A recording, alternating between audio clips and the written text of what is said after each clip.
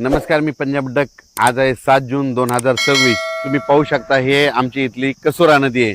तर रात्री आम्हाला इतका पाऊस झाला की आमच्या नदीला पाणी देखील आले. तर पाहू शकता, तर हे पाणी देखील आले. आणि राज्यात तुम्हाला सांगू इच्छितो, आज 7 जून पासून दररोज म्हणजे काय होणार आहे, मान्सून तळ कोकणातून सक्रिय होणार आहे आणि तसा तो पुढं सरकत येणार आहे. म्हणून हा अंदाज राज्यातल्या सर्व शेतकऱ्यांनी लक्षात. हा जो पाऊस आहे 7 तारखेला सगळीकडे जाणार नाही. काय होईल, 8ला थोडा पुढं सरकार, 9ला पुढं, असा करत करत 14 तारखेपर्यंत तो महाराष्ट्राचा बऱ्याच भागामध्ये कव्हर करणार आहे. म्हणून हा अंदाज लक्षात घ्या. पण आज 7 तारखेला मात्र सगळ्या राज्यभर पसरणार नाही. आज फक्त काय झालं, तळ कोकणातून ते पाऊस पुढं सरकारला आहे आणि आज रात्रीपर्यंत बऱ्याच भागामध्ये मग काय होईल, सातारा, सांगली, सोलापूर, कोल्हापूर, अहिल्यानगर, पुणे, त्याच्यानंतर इकडे बीड जिल्हा, लातूर जिल्हा, धाराशिव जिल्हा, मराठवाड्यापर्यंत आते मदाल मारण आणि इकडं थोडी उत्तर महाराष्ट्राकडे काही जिल्ह्याकडे जाईल. म्हणून हे अंदाज लक्षात येतात. पण आजपासून संपूर्ण महाराष्ट्रभर जाणार नाही. 7 पासून ते 14 तारखेपर्यंत दररोज वेगवेगळ्या भागात दररोज काय होईल, पुढं सरकत तो मान्सून प्रवास करणार आहे. म्हणून हा अंदाज लक्षात येतात. काल देखील म्हणजे काल 6 जूनला देखील आमच्या परभणी जिल्ह्यामध्ये सेलू तालुका, मानवत तालुका, परभणी जिल्ह्यामध्ये मानवत ह्या भागामध्ये इतकं वादळी वाऱ्यानं शेतकऱ्याचं अतोनात नुकसान केलं. लाईटचे ट्रान्सफॉर्म उपटून पडले, त्याच्यानंतर सोलार उपटून पडले. म्हणजे इतकं वारं भयानक होतं की खूप मध्ये पाऊस पडला. राज्यात सर्व शेतकऱ्याला सांगू इच्छितो, पेरणी करताना शेतामध्ये जायचं, जमिनीमध्ये ईदभर ओल असेल तरच पेरणीचा निर्णय घ्या. नसता 4 बोट ओल असेल, 6 बोट असेल तर पेरणी करू नका. म्हणून हे देखील सर्व शेतकऱ्यांना लक्ष द्यायचं.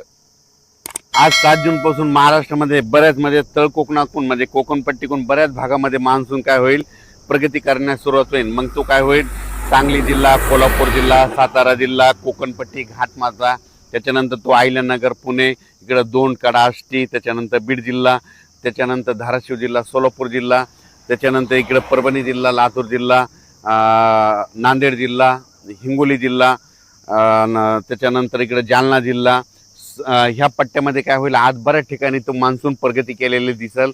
म्हणून हा अंदाज लक्षात द्यायचा. आज मात्र संपूर्ण महाराष्ट्रभर जाणार नाही. फक्त आज मात्र काय होईल माहिती आहे का, की म्हणजे आज सुरुवात झालेली आहे. तर तसं तर रात्रीच त्या बऱ्याच ठिकाणी पाऊस सुरू झालेला आहे. पण माझी शेतकऱ्याला विनंती आहे, शेतकऱ्याची पेरणी मी पहिल्यापासून म्हणतो की 3 टप्प्यात होणार आहे. 7 जून ते 14 जूनमध्ये जर असा काही ठिकाणी पाऊस पडला आणि ईदभर ओल गेले तर त्यांच्या पेरण्या लागतील. त्याच्यानंतर काय होईल, 20 जून शेवटच्या आठवड्यात, जूनच्या 20 जून त्या 30 जूनमध्ये एक पाऊस येईल, त्याच्यामध्ये पेरण्या होतील. आणि त्याच्यानंतर त्याच्यातून जर काही शेतकरी उरले तर 10 जुलै ते 15 जुलैमध्ये पाऊस येणार आहे आणि त्याच्या शेतकऱ्याच्या पेरण्या होणार आहेत. म्हणून हा अंदाज लक्षात घ्यायचा. अचानक वातावरण बदल झाला. मान्सूनचा पाऊस आहे, तुम्हाला सांगतो की लातूर जिल्हा एक त्यांच्या पेरण्या लागतील, कारण की काल देखील खूप पडला आणि आणखीन तिकडे देखील आहे.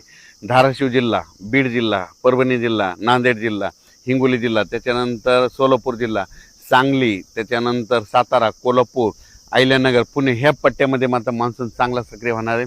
त्याच्यानंतर विदर्भात पण काय होणार आहे, यवतमाळ जिल्हा, वाशिम जिल्हा, त्याच्यानंतर वर्धा, नागपूर, भंडारा, गोंदिया, चंद्रपूर, अकोला, अमरावती, बुलढाणा, ह्या पट्ट्यामध्ये चांगला हे मान्सूनचा पाऊस चांगला सुरुवात करणार नाही.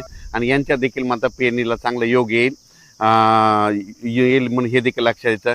काल देखील तुम्हाला सांगू इच्छितो की मी धूळ पेरणी केली होती कापसाची. ट्रॅक्टरद्वारे कापस पेरला आणि मला माहीत होतं आमच्या गावाला पाऊस येणार आहे आणि ते पडला देखील पाऊस. आणि आज आणि उद्या पडला की झाला आमचा कापूस निघतं. ते निघाल्याच्या नंतर त्याचा देखील मी व्हिडिओ करणार आहे. म्हणून हे लक्षात घेतं, हे सांगू इच्छितो. आणि शेतकऱ्याला परत सांगू इच्छितो की शेतकऱ्याच्या पहिल्यापासून म्हणतो की 3 टप्प्यामध्ये पेरणी होणार आहे. एक पहिला 7 जून ते 14 जूनच्या दरम्यान जिथे जास्त पडेल त्यांच्या पेरण्या ईदभर ओल गेली, त्यांच्या पेरण्या सुरू होतील. 20 जून ते 30 मध्ये एक पाऊस पडणार आहे, त्यांच्या परत एकदा लागते. आणि त्याच्यातून जर काही शेतकरी उरले तर 10 जुलै ते 15 जुलैमध्ये एक पाऊस येणार आहे, त्याच्यामध्ये पाऊस पडेल आणि त्याच्यामध्ये पेरण्या होती.